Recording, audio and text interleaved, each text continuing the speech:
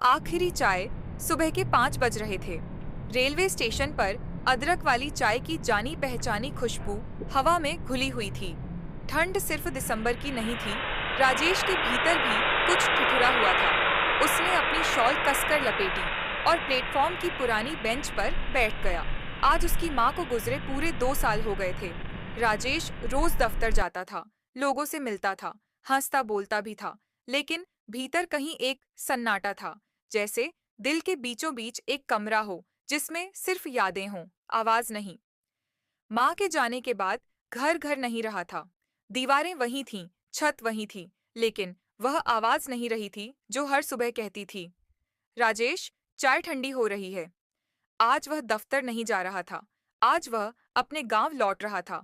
वही गांव जहां उसकी माँ ने अपनी पूरी जिंदगी गुजारी थी, जहां की मिट्टी में भी ममता की सुगंध बसी थी। पुरानी पैसेंजर ट्रेन आई, उसके हर डिब्बे में जैसे बीते समय की कहानियां भरी थीं। राजेश खिड़की के पास बैठ गया। बाहर खेत पीछे भाग रहे थे, सरसों के पीले फूल, पीपल के पेड़, छोटे छोटे मंदिर, साइकिल चलाते बच्चे। सब कुछ वैसा ही था, बस माँ नहीं थी। उसे याद आया बचपन का वह दिन जब तेज बुखार में वह कांप रहा था।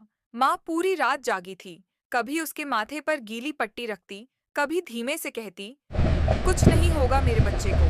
तब राजेश नहीं समझ पाया था कि पूरी रात जागना क्या होता है।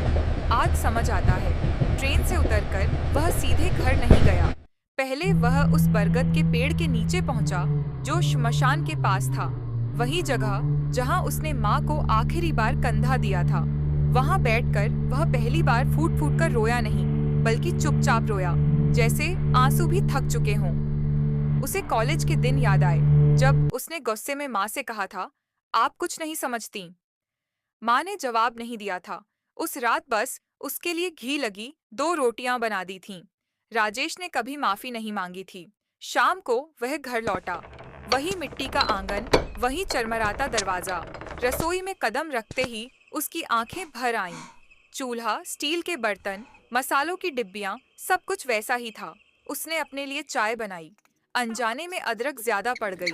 माँ हमेशा कहती थी, अदरक कम डाला कर पेट खराब हो जाएगा। राजेश मुस्कुराया और फिर रो पड़ा।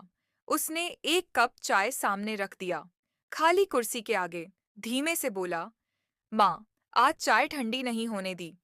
रात को बिजली चली गई। अंधेरे में वह खाट पर लेटा रहा। बाहर कुत्तों के भौंकने की आवाजें थीं। कहीं दूर से ट्रेन की सीटी सुनाई दे रही थी और उसे ऐसा लगा जैसे किसी ने उसके सिर पर हाथ रखा हो। वही परिचित सी गर्माहट, वही बिना शब्दों की तसल्ली। सुबह जब उसकी आंख खुली, तकिए पर आंसुओं के निशान थे, लेकिन दिल का बोझ थोड़ा हल्का था। जाते समय उसने घर में ताला I will लगाया, return soon. दरवाजे को छूकर कहा, मैं फिर आऊंगा माँ, इस बार जल्दी। ट्रेन चल पड़ी। गांव पीछे छूट गया, लेकिन माँ कहीं नहीं गई।